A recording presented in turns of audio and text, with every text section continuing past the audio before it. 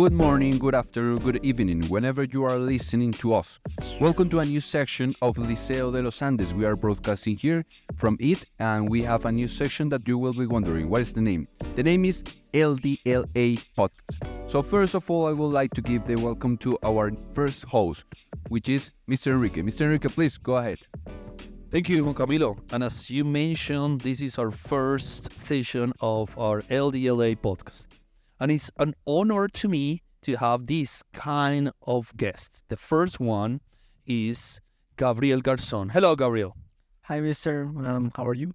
Thank you for inviting us to this podcast.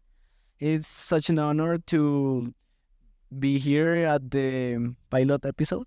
All right. And thank you so much. Thank you. The honor is ours. And the second guest is Juan Felipe Alfonso. Alfonso, hello. Good morning, good afternoon, whatever you're hearing this. I'm glad that these teachers invited us to the first episode, the pilot one. I'm very interested in what will be the topic that we're going to discuss today. So, please give us. Yeah, and definitely. Probably, as you mentioned, you are asking yourself which one is the first topic. And for this, the answer is for Juan Camilo. Okay, as you will know, you can have the idea that the art has become an important expression of the humankind.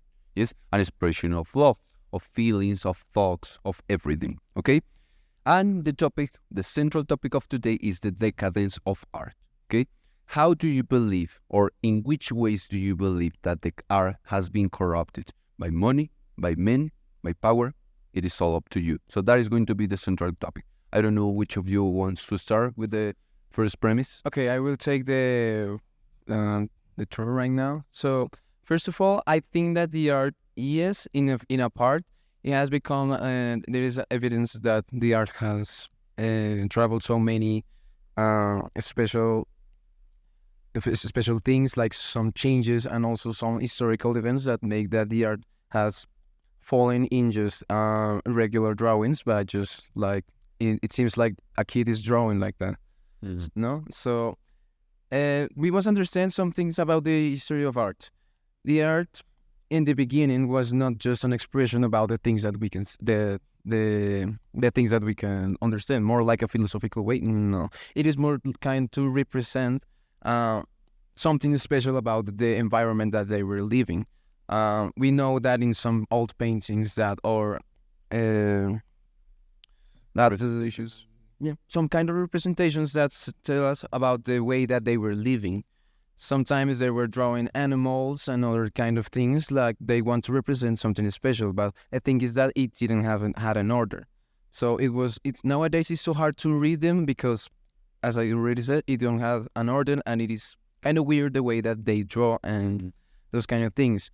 Through the pass of time, the art has now become a special thing that just the high class can learn. Let's say that that some people nowadays think that the art is just a thing that you can show something very hyper-realistic, and that is it. That is the lie. The thing is that the art has not the art. There is a word that there is a phrase that we learn in some classes that it explains that the art is extinguished. It don't exist really. The artist exists nowadays. The art is the one that now exists. So. The thing is that the art has now become some subjective meaning, but the thing is that the art must mean something, must explain something, must have an expression, something very. That is the first thing. Okay. Garzon, go ahead. So about the art, I want to touch a point that you said. It's the meanings. I know that art sometimes needs to have a meaning. We can see many paintings that has a meaning from what we see, like the Lucifer's teardrop. Oh yeah, That's a nice painting that represents a lot of emotions and moments that the Bible can show us in their facts or writings. But sometimes these meanings pass a limit where I don't see any sense. Like sometimes the meaning in the art has lost its sense because we don't see in an exact way that thing represented. I'm going to give an example, and is the piece of art of the man that have 5 buckets of sand Now, that are accumulated. you have seen it. Yeah, and those he just drop it and boom, that's art. But I don't know what that means. I remember art when I was a child. That art was to represent your emotions, your ideas in a canvas, in paper, in a drawing. But nowadays, the art has lost his sense. Has become simplified and become very, but in a serious way, abstract. Okay, I wanted to go to that point because it's important, and I'm going to go to the first part that you say, and maybe one part that you mentioned about the meaning of the work of art, no? And maybe, as you were mentioning, the expression of the things that were in our daily life were the things that we were representing in a canvas or in a painting or something like that. Do you believe that, because in one moment of history, we get more and more abstract, as you were mentioning, maybe there is a decreasing way in which abstractiveness is totally lost, probably, and that's the way in which we have led ourselves in a total lack of meaning? There are two things that we need to understand.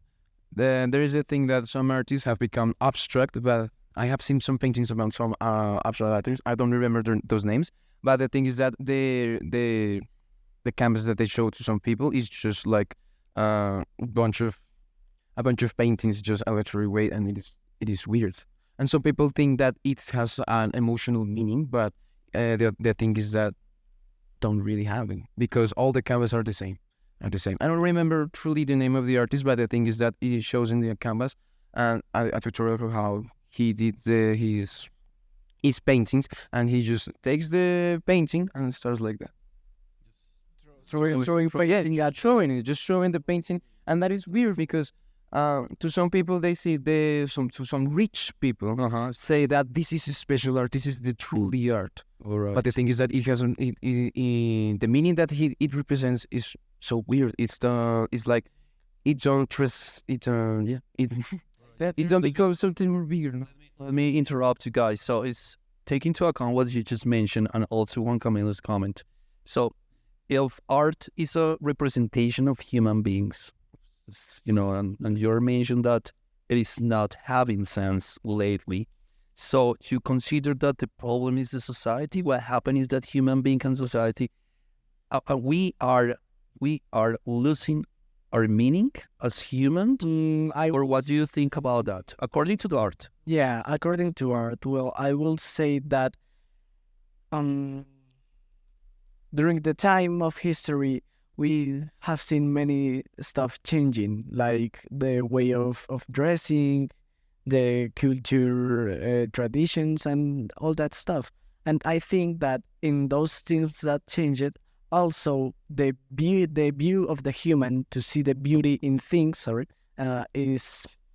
has like been degrading or changing in a different way. What we can consider beauty is something is that we look without thinking about it. We just contemplate it, and that's what we consider beauty.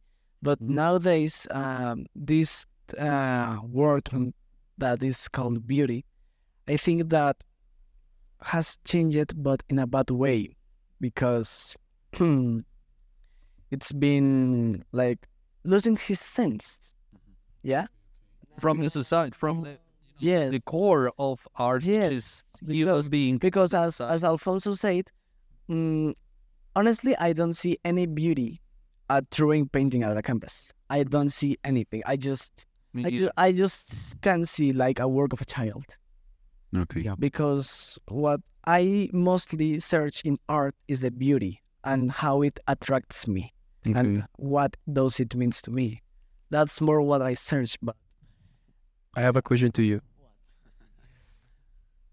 What do you think the beauty in art truly means, according that the art must express something? Must it be beauty or must it be meaningful? well, it depends on the person, because you can have the meaning. You can have the meaning that is what the rich people says that find in the modern art, But I mostly search beauty in art because I think it's more expressive and you can admire many things in the painting. There was a rule in at the time of painting stuff that the bigger things have the central focus of the audience and the little things doesn't have that many focus. And I consider that probably Gabriel is focused more on beauty and you are focused more on the meaning. all right? Yeah. Something has a real meaning, all right? Anyway, this podcast is not for having reason, it's just for having a conversation. And I know that Juan Camilo has a question. Yes, because I was listening to what you said, and I believe it was quite important. But it led me to another question that I believe is the way in which we need to discuss it, and is about the role of the play in the paintings. Yes, because we are people that is like in the, let's say, the working class. Yes, or more or less middle class. But the high class is the one that controls the value of the paintings. Do you believe that the high class having the power of even making the paintings and getting the value to the paintings is the one that is degrading and the one that is corrupting the arts? Two things, yes and no. Not all the rich people are degrading the art because some rich people understand that the art is not just beauty things, not just things that are hyper realistic or something that represents in essence the reality. Mm-hmm. For some rich people, they think that is empty. It's like, yeah, I can see the things, but that is dead. That doesn't tell me anything to me. But that is the other part of the rich people. Some rich people understand that the art must have a meaning and must express something special. That's why Pablo Picasso sold many of his paintings in a high value, because the rich people could find a special meaning in his weird paintings. Why? Because the rich people wanted to how to say this? Tell other people what beauty really means. Mm-hmm. And it, in a sense, for some rich people, is a way that the people understands the painting by just watching his expression. His expression reminds us of something.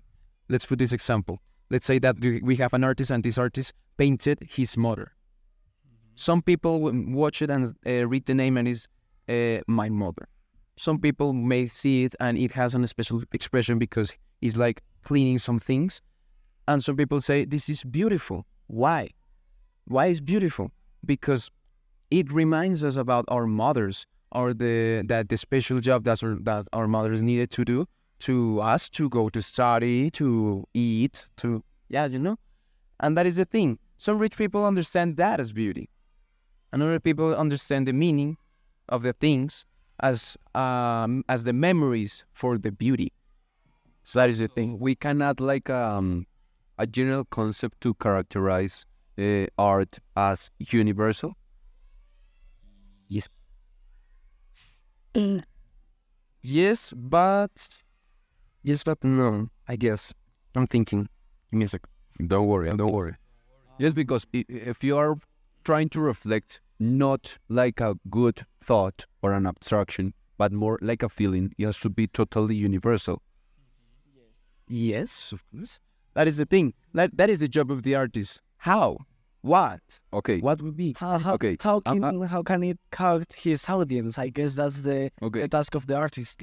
That was I was going to mention, because, for example, in, I don't know, what was the name of the Picasso's work of art? La Guernica. In that time, how I'm going to feel that emotion if I didn't live the part of the World War II? How can I explain that? How can it be an universal thing if I were not transmitting? But even though if I see the painting, I know the story, maybe I can have one of those kind of feelings of emotions. Okay, so here's the thing. We as animals, we have in our brains some special sensors that tell us what is dangerous and what is not. When we were hunting other animals, we could do connection that the things that have like triangles, or the things that have just like these corners, Okay. are like dangerous. That is the thing. That so animals have these great teeth and the mammals have this great thing. But that is the thing. Our brain in evolving has now give meaning to the forms. Now, so we can see it in child movies. Let's say that how we can explain that. How we can see, well, let's take an example. Winnie Pooh. Yeah. Winnie Pooh is like round, has round forms and that things, and that is the point of the character to be how do you say that, to be cute, to the little children to identify with him, like some vulnerable people, like adorable ones. But now take another example. Let's put, I don't know, which villain do you know that is so villain? A villain that is a villain, I guess that it could be Thanos, maybe. Thanos, it looks so strong and has, Thanos maybe be, but in The shapes, no? yeah, it's because of the shapes and the way that they transmit, the way that they transmit Thanos as something big, something strong, something powerful. But let's put another one. Let's put, I don't know. I'm thinking. Malefica. Malefica in the movie has so these hard shapes. It have like some squares, some triangles, and those things, and the people may how do you say that? Make it uncomfortable about the way that she acts, the way that she. So that is the thing. And in the Guernica, we can see these things. We can see the way that Picasso can control it. I can remember in a way that the Guernica had some these hard shapes, and the brain has the process to say that this is dangerous, this is bad, so it starts in that way, and that is the thing. And now let's talk about the expression that Picasso said in that it was hard, so hard, and in some lines it showed more like down, like sadness, like low, soft brushes and that thing. So the Guernica tried to explain that tragedy, that thing, that situation. How? Using the forms, using other things apart from the reality. Well, it's the Like reality, but Yeah, that is the thing. That is that is the difference between the Guernica, the Cubism, that is the revolution that Picasso did, to the actual abstract that it is called the Dada. That is so weird. Mm-hmm. I have seen some paintings of some stuff in the Dada. Is more like the concept art. Like, I don't know. This pen is art. That is art. This microphone is art. But the thing of the conceptual art is is that it refers more to the idea more than the thing, and that is also weird. All right, and moving from Guernica, which was something, full of meanings. Let's move to, for example, Andy Warhol, where his famous Subcan picture or something like that. Anyway, I consider that it wasn't a painting; it was just a picture. I'm not exactly sure, but anyway, Like did it have or does it have sense? What it represent? Okay, that is a question. Probably we don't know exactly what is the answer. But the way is that, and just for going to the end of this part of the podcast, in how what is where the decadence of art started? That's with Warhol, or yesterday with something that you presented, like the name of that was that the Dada. Exactly. Or it started with that, or when it started, or what happened with the art, and it is real in decadence, or is in a new way? it's a new way. It's adapting to the new humanity, because everything that we do throughout the history is to adapt and to evolve.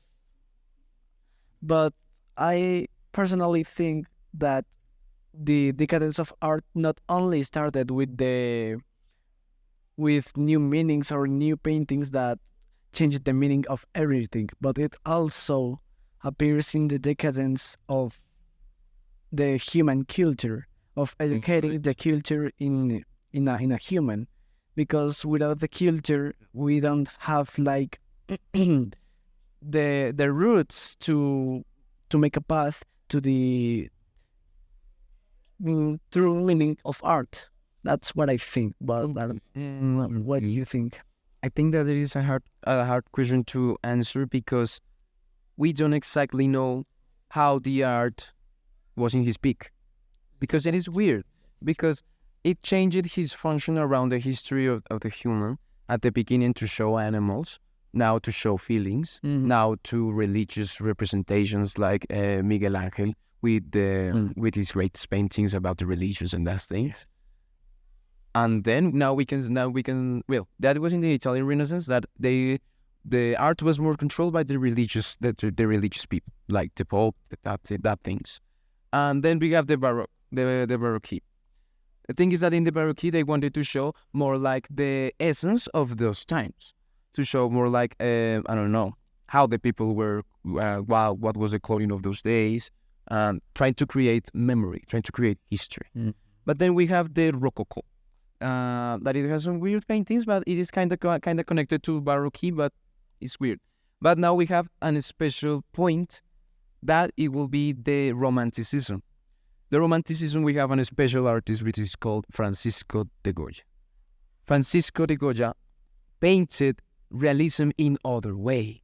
With his paintings, he tried to show fear, special things, mystery. But in there we can see that now Francisco de Goya is trying to separate the two things, the ideas of the human and the reality, like showing us the witch, the magic, people floating. That was the fairy world. Yeah. But then we have another point that when the art were like decreasing his level was in the post-impressionism. Van Gogh. Let's put the paintings of Van Gogh. Van Gogh died and then his paintings become famous. But the technique of Van Gogh was just like...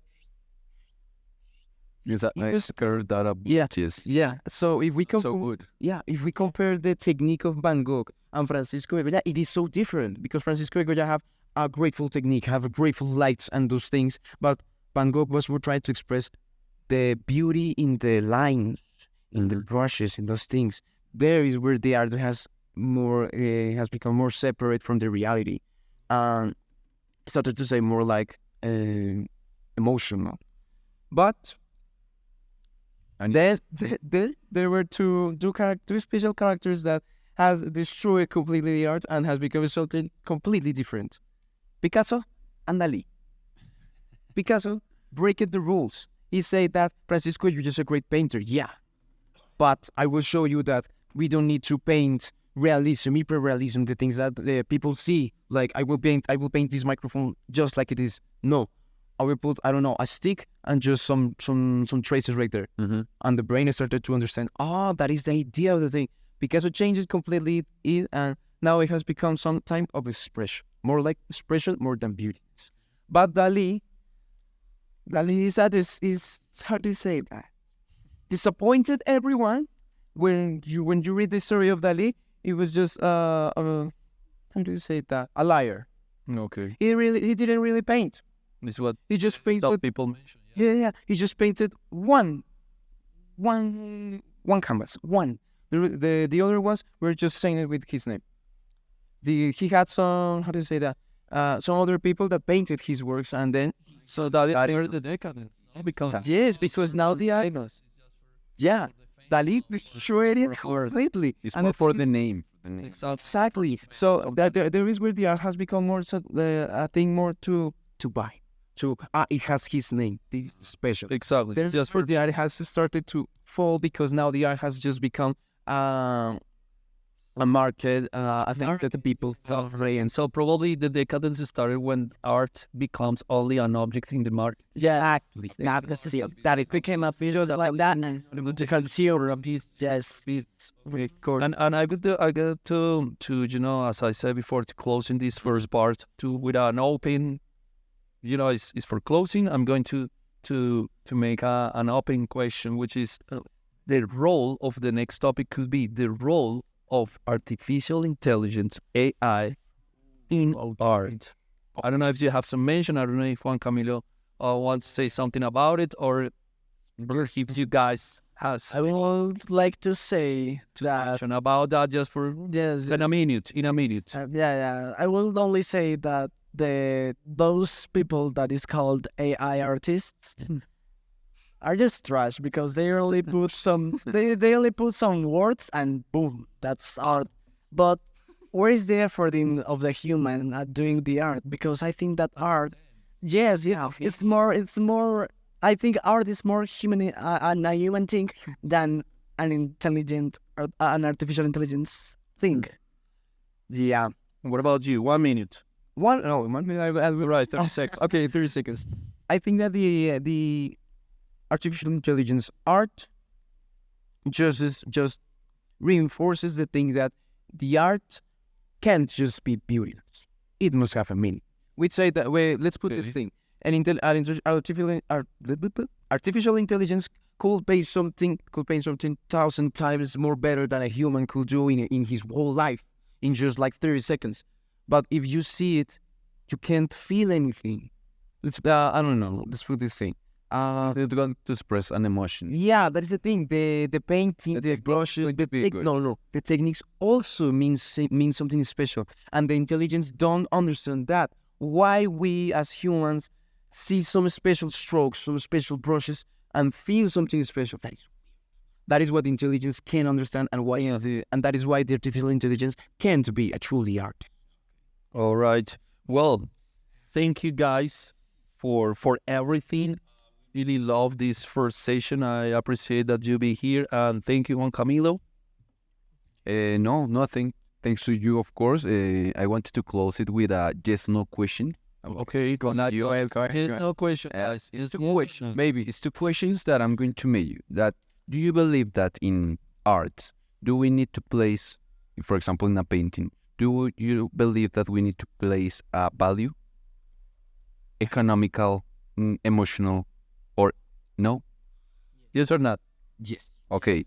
Do you believe nowadays, 2024, can we save art? No. Okay, that was all for today, guys. Thank you for being today.